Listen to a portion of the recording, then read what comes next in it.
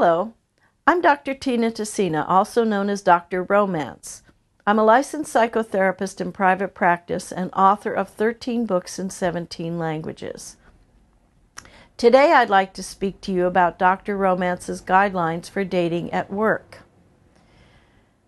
We all know that some workplaces have rules against employees fraternizing or dating in the workplace, and that seems to be relaxing today and these days, but not always.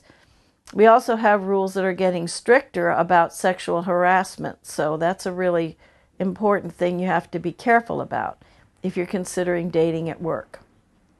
On the other hand, work is the place you're most likely to meet somebody that you're interested in, because it's the place where you spend most of your time, and it's also a place where you're focused on getting something done. You're doing something productive together.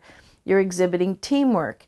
And teamwork, not excitement, sexual excitement and passion. Teamwork is really the basis for what makes a lasting relationship.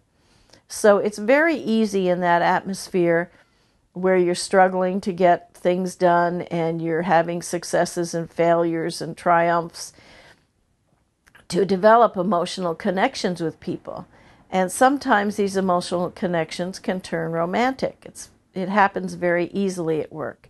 So I want to give you some guidelines for how to do this without creating havoc for yourself. It's really important to understand that any time you get romantic at work, you are risking your job. That if something goes wrong with the relationship, one of you might have to leave work because it's gone so wrong that you can't share the space together anymore. So it's a serious consideration to consider falling in love with work. There are some definite do's and don'ts. It's really important to remember that you are at work and to keep a work-like demeanor and attitude and not get all lovey-dovey. Nobody else at work should know you're having this romantic relationship. 2, don't get involved with a married coworker. I don't care how you feel. It's really a disaster if the coworker is married or you yourself are married. If either one of you is unhappy in your marriage, take care of that first. Then later on, maybe you can get together. But it's really important not to get together with a married coworker. You're just creating a tragedy and devastating everybody's life when you do that. And your job. Do keep your in-office behavior.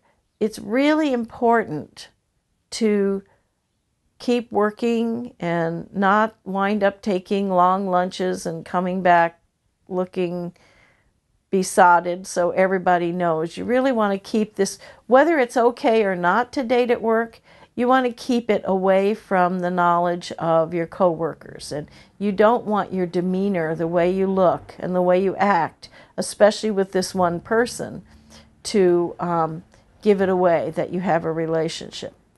Don't tell your coworkers. Don't confide in your coworkers. That's just asking for office gossip to go rushing around the office. Everybody's a little bored at work and they can't wait for something exciting to happen. So you don't want to be the source of the office gossip.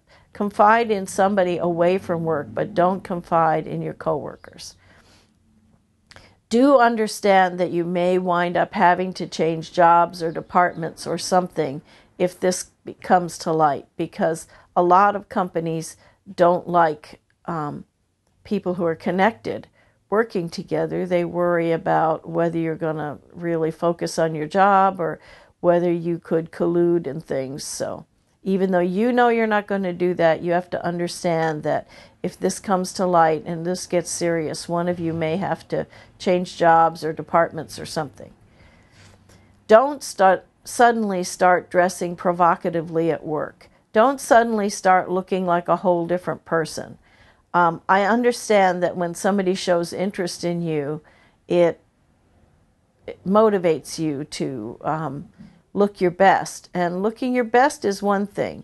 But if you change your whole style, that's going to give it away. And that's going to make your coworkers gossip and talk. And you don't want to do that. Just keep your work clothes, and You know, you can take extra time brushing your hair or something and make sure you look your best, but don't change to a whole different style of dress. It's one thing that my clients sometimes do that gets them into trouble.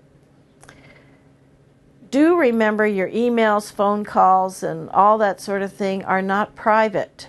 You can't do little messages, Skype messages to each other, or instant messaging to each other, and or phone calls or emails at work, and expect it not to be overheard or overseen. Most corporate emails are somebody else in the company is able to look at them, and you really want to keep your privacy private. So make those connections with each other away from work. Don't cuddle up to your boss in hopes of a promotion or a raise, and don't let somebody use you in that same way. Make sure a romance is really a romance and somebody's interested in you for you, not for what you can do for their career. If you follow these guidelines and take your time developing the relationship, you may wind up with a lifetime relationship out of this work relationship. But you need to do it carefully, you need to do it sensibly, and you need to remember not to put yourself in jeopardy. What I want for you is a happy life and a happy relationship. This is Dr. Romance signing off.